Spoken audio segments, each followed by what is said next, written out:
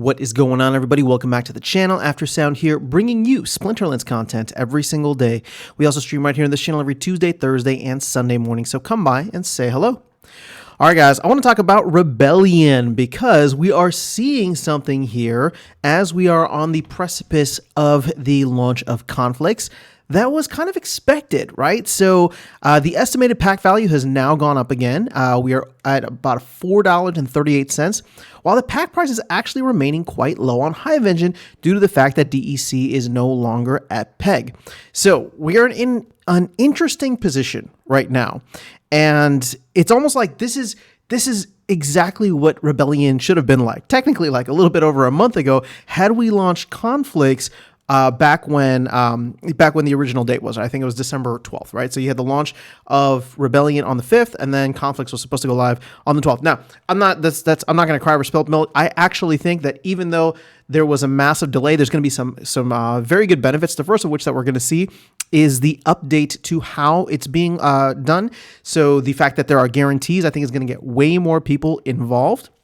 And then the second part that I want to go into here is we are in the broader backdrop is a massive pullback for Bitcoin and the rest of the market, right? So ETF ended up being a sell the news event. Bitcoin here is just barely hanging above 40K. I mean, if it does a full 30% correction, which definitely happens and has happened throughout all of the bull runs, I mean, that could take us to the mid 30s. Right. So at this point, we could see there's still room to go lower is what I'm trying to say. So with that being said, you're seeing everything else kind of take shape because of that. So, right, DEC, well, we were struggling with PEG beforehand anyway, but now that's getting pulled down. SPS is now down to 2.4 cents. So this is a pullback for SPS. This is a 33% pullback if you think about the fact that we were at 3.5-ish cents at some point, maybe 3.6, right? So we are down now a 33% pullback from that high back in December. Vouchers, not surprisingly, are holding decently well around the 4-cent range because they're finally getting this utility for Conflicts. But how many wagons will they end up eating up? That is a question that remains to be answered. So what is the other benefit that I was talking about here? Well, if we are seeing a good amount of activity in the marketplace, and I think there's been about 30,000 packs purchased over the past couple of days, we're probably due to the fact that people want to take advantage of this arbitrage, or they're just trying to go and get the cards that they need in order to secure spots on the conflict wagons. All of this is going to hopefully lead to a better situation in which we start burning SPS for significantly lower. Now, there has not been any major SPS burns over the past couple of days. You can see the company sitting at about 226 million, and they've burned anywhere as low as like the 215, 210 range. So, but at the end of the day, like we're not even at DEC is not anywhere close to PEG, or at least we're about 5% away from PEG. So this isn't something that's just going to happen like overnight. I do think that however long this, pullback stays and we end up being in choppier waters, if SPS remains lower and the economic activity of Rebellion starts to make its presence felt, right? We start to see the impact and feel the impact across the rest of the marketplace, which again, there's still a lot of DEC to be eaten up. There's still 1.3 billion sitting in players' accounts. So we will need to get to a point where people are coming in and wanting to take advantage of that arbitrage. Now, here's kind of the other side of this. With only a 5% discount, is it worth it to actually go and buy DEC off the marketplace? I'm actually thinking there's probably a lot of people that are not even bothering with that because after a certain point, through fees, transfers, all of that, you're going to lose a significant amount of capital. Whereas you could just go in and buy credits. And now the team on the back end should be burning or, buying DEC off the marketplace or buying SPS off the marketplace and burning. So in a way, we've seen that kind of happen over the past couple of weeks where the team is still continuing to burn, even though DEC is not quite at PEG yet. So again, I'm wondering if we're just going to see more, and hopefully this will be a positive thing for the community and the economy overall, the game economy overall, is we'll see more inflows come in through credits, right? It's easier for the team to just take that fiat, turn around, pay their bills, do whatever they need to do. But I'm not as worried about DEC, not holding its peg. Now, if we start to go lower, I would say like below 900 and we stay there, that's going to be something to maybe take a closer look at. I don't want to like raise any alarms and say like we should be concerned, but it will be something to keep an eye on. But overall, if we kind of stay at this level, there's a potential for us to burn significantly more SPS if Rebellion can maintain that kind of momentum, if the conflicts can maintain that momentum. Now, again, everything is going to, find some new equilibrium, settle down over time.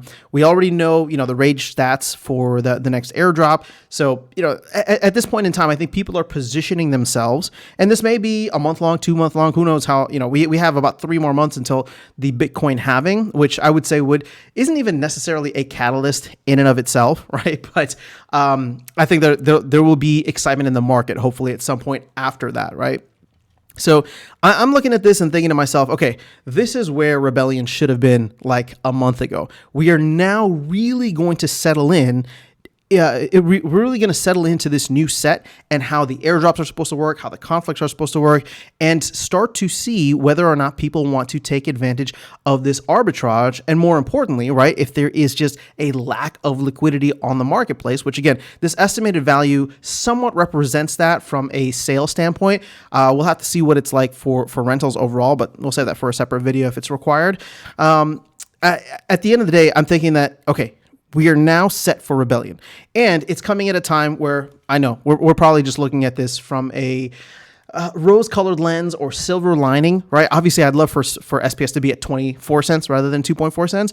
But if we're going to be at this level, and the game, is going to be exciting for folks to continue investing and building up the Rebellion collections, over time, we'll end up burning more SPS, right? So that's kind of like the silver lining of where we're at, and we're at a point where Rebellion is now fully in gear, which is a good thing in my opinion, right? Because now once once the conflicts come out, the team will then shift its focus to all the other exciting stuff they talked about on the town hall the other day. Well, they didn't really talk about land, but land is going to be a big part of that, and the player experience, right? So hopefully a ranked overhaul and all these different things, cosmetics and all of that they want to start getting into it.